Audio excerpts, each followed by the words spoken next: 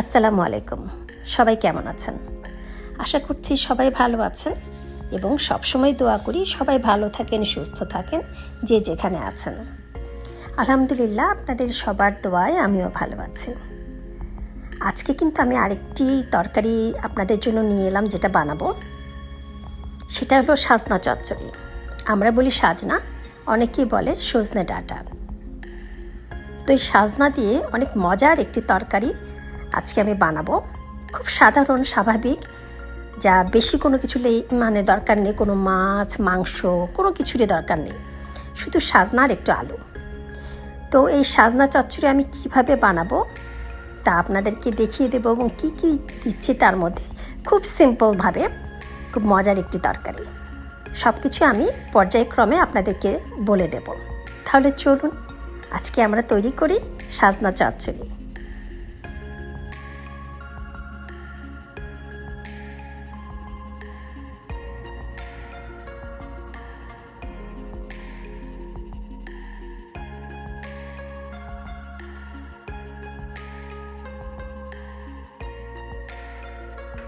তো এখানে আমার যে সাজনাগুলো,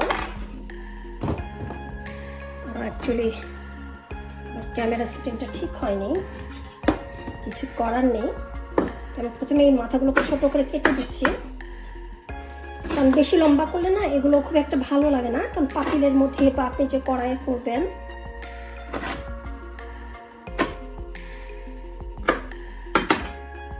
আমি ঠিক এই যে এইভাবে এগুলোকে কাটছি, কেটে এখন এই জিনিসটাকে আমি ছিলে নেব। আমি একটু দেখাই, তারপরে আমি সবগুলো ছিলবো। এটা কিন্তু বটি দিয়ে সুন্দর হয়, মানে তাড়াতাড়ি হয়ে যায় আর কি। এইভাবে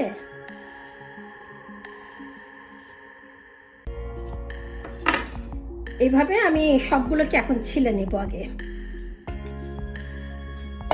আমার সাজনাগুলো ছেলা হয়ে গেছে, এখানে অনেকগুলো আমার জন্য, কারণ আমি এতগুলো রান্নাগুলো নষ্ট হবে, খাওয়া হবে না একসাথে।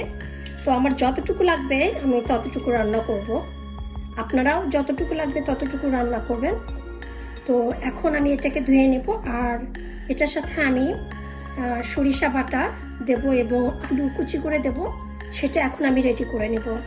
এখানে আমি 2টা আলু নিচ্ছি এরকম করে কেটে, এখন আমি এটাকে ধুয়ে নিচ্ছি। এখন আমি যা কিছু ধোয়ার আছে, যেমন সাজনা এবং আলু দুটোই ধুয়ে আমি যে প্যানে রান্না করব সেই প্যানে ঢেলে নিচ্ছি।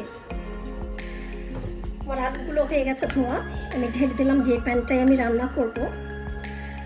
আমি আলুটা আগে পেঁয়াজ মরিচ মশলা দিয়ে মাখিয়ে নিয়ে তারপরে আমি এখানে সাজনাটা মেশাবো, কারণ সাজনা দিয়ে কিন্তু এটাকে মেশানো যাবে না, হাতে ব্যথা লাগবে, নখের মধ্যে ঢুকে যেতে পারে, যেমন এই কোনাগুলো নখের মধ্যে লাগতে পারে। এই জন্য আলুটা আমি আগে ভালো করে মাখাই নেব। তো পেঁয়াজ মরিচটা কেটে নিচ্ছি, মরিচটা দিলাম, পেঁয়াজটা কিন্তু আমি একটু মোটা করে নিয়েছি, আপনারা হয়তো দেখতে পাচ্ছেন। আর আমি পাটা বা ব্লেন্ডার ইউজ করিনি, আমার যে এখানে যে ছেঁচার যে আছে ছেঁচনি, সেটার মধ্যে আমি আধা বাটা করে নিয়েছি। আমি সরিষার দানাগুলো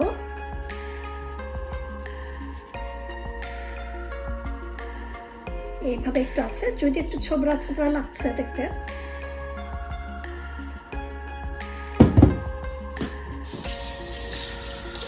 এখন আমি পরিমাণ মতো লবণের গুঁড়া, একটু হলুদের গুঁড়া দিব,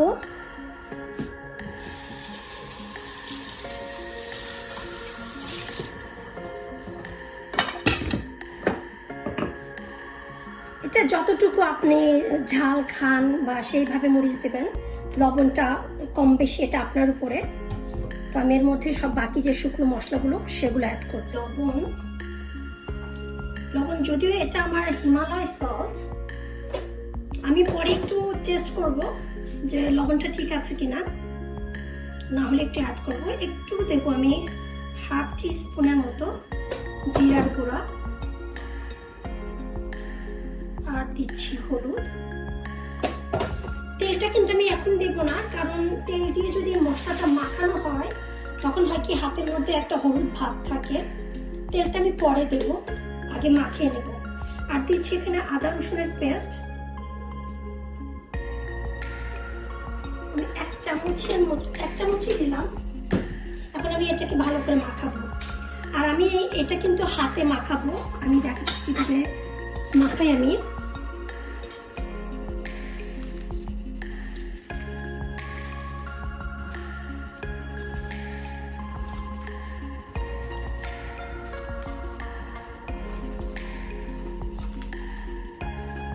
শুধু এই চচ্চড়িটা, অনেকে চচ্চড়ি বলে, আপনাদের মতো করে মানে এক এক ডিস্ট্রিক্টে বা এক এক জায়গায় এক এক রকম বলে, আমরা বলি চচ্চড়ি।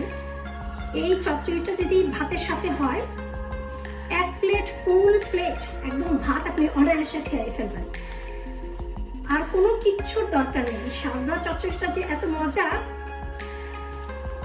মানে কোনো কথা ছাড়াই যে আর কোনো তরকারি নেই, আর কিছু রান্না করা হয়নি, এটাই আপনি খেয়ে ফেলবেন। এখন আমার কিন্তু এটা মাখানো হয়ে গেছে, দেখতে পাচ্ছেন। এখন আমি এই সাজনাগুলোর মধ্যে দিয়ে দিচ্ছি। সাজনা দিয়ে তো অনেকভাবে মাখানো যায় না, হাতের মধ্যে লাগবে, নখের মধ্যে। তো আমি ভালো করে এগুলোকে একটু মিক্স করে দেব।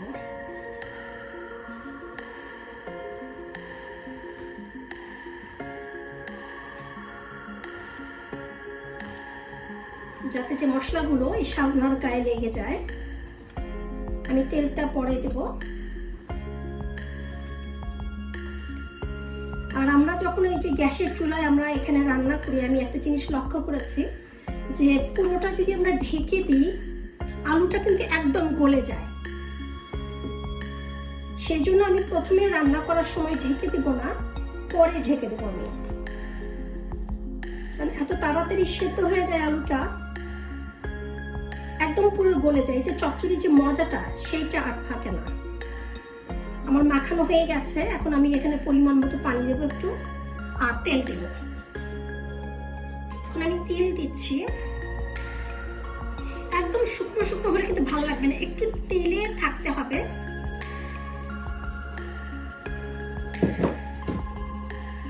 দেব পানি। আমার হাতে যে মশলাটা আছে সেটা একটু ইয়ে করে দিব।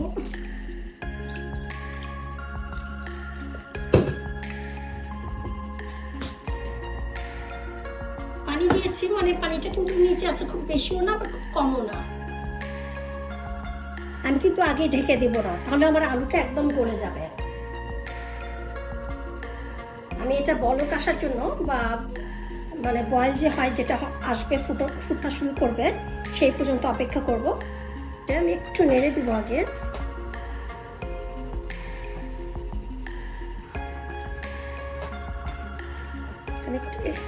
একটু নিচু করে দিতে হবে, যে যেগুলো উপরে আছে সেগুলো নিচে।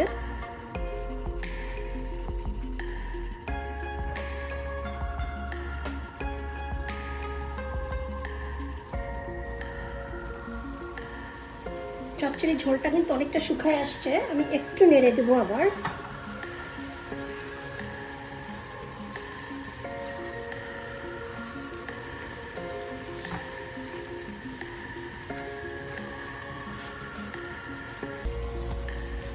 এখন চুলাটা কমিয়ে আমি একটু কিছুক্ষণ ঢেকে রাখবো। চুলাটা আমি কমাই দিচ্ছি, কারণ একটু একটু ঝোল রাখলে হবে কি, আপনার যে আলু যেটা, সেটা একদম অবজার্ভ করে নেয়, একদম শুকনো হবে না। তো আমি একটু ঢেকে দিব, মানে কয়েক মিনিট, 3 মিনিট, মেবি 3-4 মিনিট, তারপরে আমি এটা চুলাটা বন্ধ করে দেবো।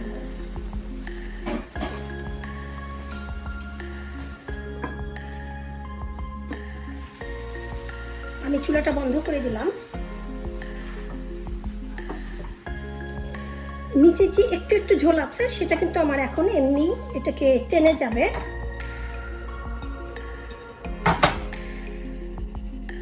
এখন আমি আমার যে সাজনা চচ্চড়ি, সেটা আমি সার্ভিং বলে সার্ভ করছি। আমার এই রান্নাটা যদি আপনাদের ভালো লাগে, এটা সবসময় বলি আপনাদেরকে, প্লিজ আমার চ্যানেলটা সাবস্ক্রাইব করবেন, শেয়ার করবেন এবং লাইক দেবেন।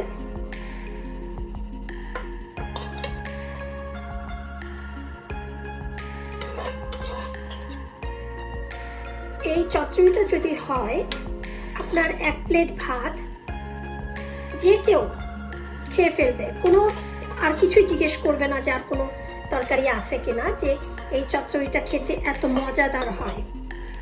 আমি এখানে সরিষা দিয়েছি, আমি কখনো করি সরিষা দিয়ে বা সরিষা ছাড়া। এটা আপনারা যদি সরিষা পছন্দ করেন সরিষা দিয়ে খেতে, সরিষা দেবেন, অথবা যদি পছন্দ না করেন তাহলে সরিষা দেবেন না। তো হয়ে গেল আমার সরিষা দিয়ে সজনে চচ্চড়ি। আপনারা ট্রাই করবেন, ভালো লাগলে অবশ্যই শেয়ার করবেন, লাইক দিবেন, আর প্লিজ কমেন্টস করে জানাবেন কেমন হয়েছে, আপনারা ট্রাই করবেন। তো সবাই ভালো থাকবেন, সুস্থ থাকবেন এই আশা করে এখন আমি এখানে শেষ করছি। আবার আসবো নতুন কোনো একটা ভিডিও নিয়ে। আর এখন থেকে আমি আবার রেগুলার আসবো আমার নতুন নতুন রান্নার ভিডিও নিয়ে। আমার ফেসবুক পেজ আছে, Facebook page Kabita's parlour and kitchen নামে আছে। আপনারা ওখানেও আমার অনেক রেসিপি, অনেক কাজ আছে। আর প্লিজ শেয়ার করতে ভুলবেন না। তো সবাই ভালো থাকেন, আল্লাহ হাফেজ।